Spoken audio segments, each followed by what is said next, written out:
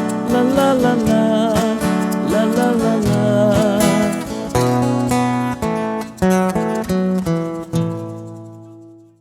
แดนดินถิ่นไกล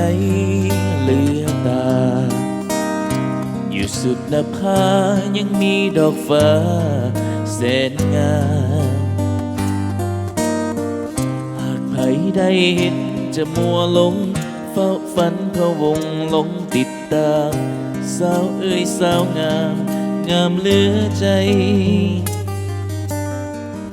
งามจริงดังคำเข้าสมหากได้สุขสมพี่ลมกับน้องสมใจจะขอไฟฝันแต่นางเดียวบ่ขอของเกี่ยวหญิงอื่นใดเฝ้าแต่หลงไหลไฟฝันใจปองโอ้กุหลาบสวรรค์แห่งเมืองปากสันที่อายไฟฝันไม้ปองใจหวังคู่เคียงประคองกุหลาบเป็นสีดังทองเมื่อยามแสงส่องจากดวงสุรียามแรงค่ำลงน้ำสันโอโบลิคันน้ำสันไหลผ่านใสดีและเห็นหมู่สาวเจ้าล่องลอยหมู่ป่าใหญ่น้อยลอยเล่นขี้สิ้นแสงสุรีสะสีแสงจันทร์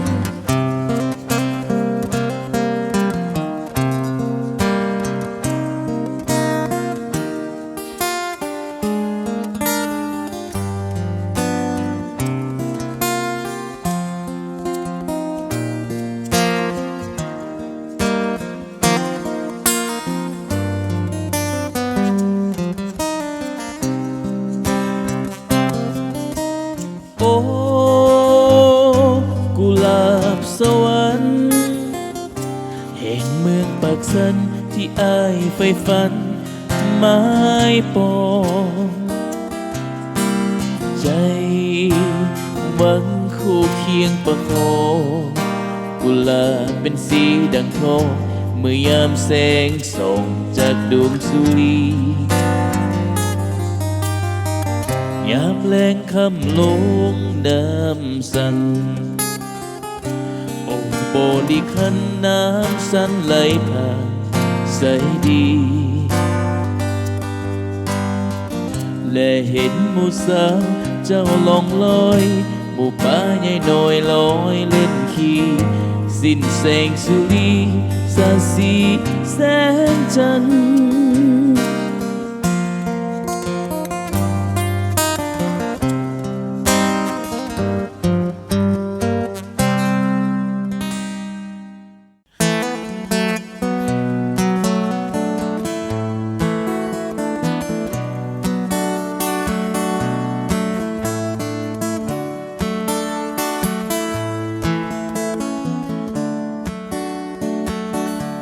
เมื่อได้ฟังเสียงเพลงเราหวานของเบาบ้านไกลแม่นแท้บอกว่าอายหลงไหลหลงหักปักใจเพียงสาวบ้านเกินบ่เหมือนคำเว้าเมื่อพบกันเห็นอายทำมันอยากแทบบ่ลงหักสู่เพิ่นผู้สาวบ้านเกินลงลมล่อลวงหนุ่มบ้านเดียวกันมาเย้ยยันจนน้องอับอายว่ามัวเมาฮักเบาบ้านไกลบ่สนใจคนคอยเฝ้าห่วงสมดังว่าจาเบาบ้านนาเขาฝากมาทวงสาวบ้านเกินจะเป็นบ้าปวงย้อนถูกคำลวงของเบาบ้านไกลน้องยังคอยอายอยู่ทุกวันบอกเคยลงลืมคำมันยันแต่อายนั้นละติเปลี่ยนใจค่าดองบอกแพงให้หิบมาขอแต่งไว้หากยันน้องเป็นของคนใหม่หีบตัดสินใจฟ้าวไปสู่ขอถ้าอยากเป็นเคยสาวบ้านกันในแดนบ่อเกลือนัดพบกันที่บุญสวงเหือเสนายมือน้องจะเฝ้ารอเตรียมจิตเตรียมใจบอกผู้ใหญ่ของอ้ายไปขอน้องจะคอยมุ่งหวังตั้งต่ออ้ายไปสู่ขอเป็นเคยบ้านเกิด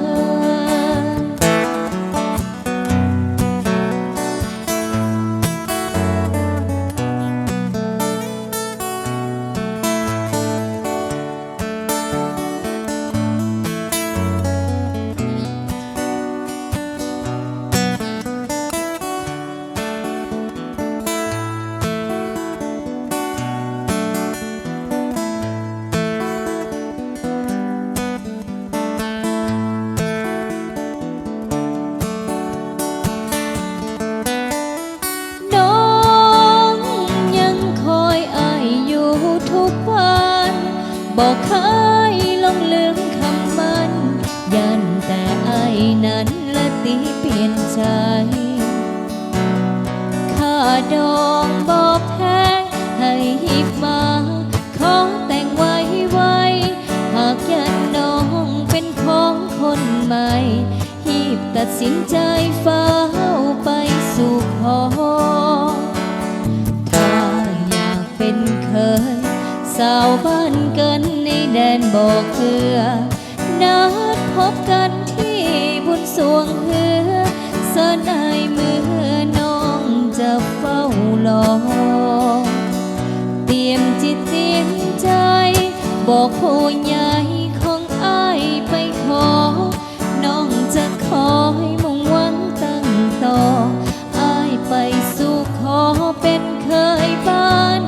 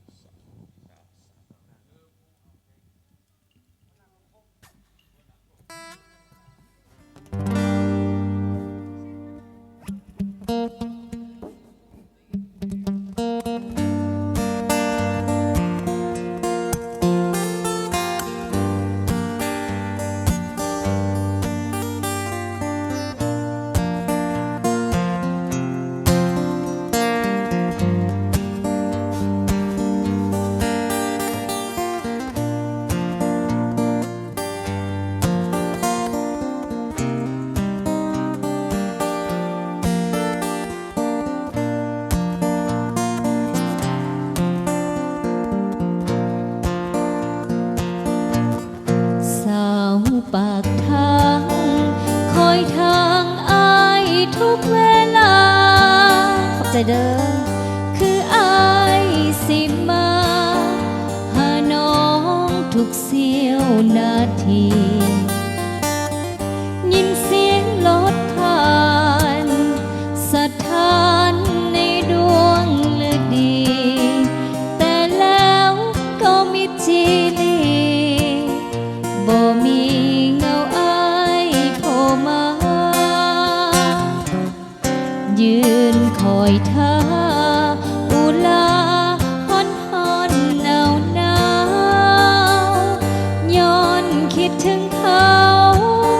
ใจเหงาเศร้าโศกโศกา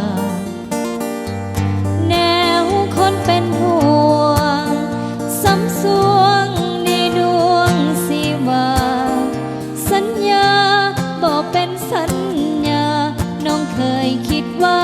อายสิจริงใจ ให้มาถามไทย ในนามคนเป็นแฟนเก่า สงสารหัวอกคนเศร้า คอยเจ้าแต่ก็ใจดำหรือหวังลวงหลอกตัวน้องให้เป็นห่วงนำบ่เห็นอายมาเลี้ยวลำเวรหรือกรรมยังสาวปากทางสาวปากทางอุกอังผิดหวังรอคอยนับมือใจถอยถึงคอยก็บ่มีหวังเหลือเป็นทางผ่า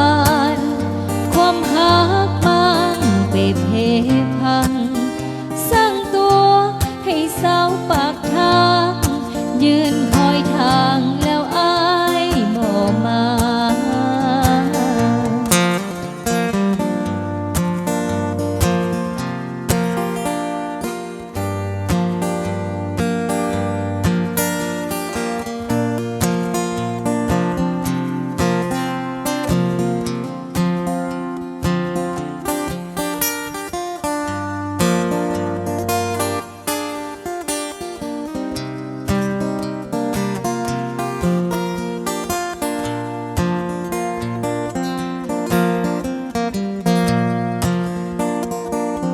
ให้มาถามไทย ในนามคนเป็นแฟนเก่า สงสารหัวอกคนเศร้า คอยเจ้าแต่ก็ใจดำหรือหวังลวง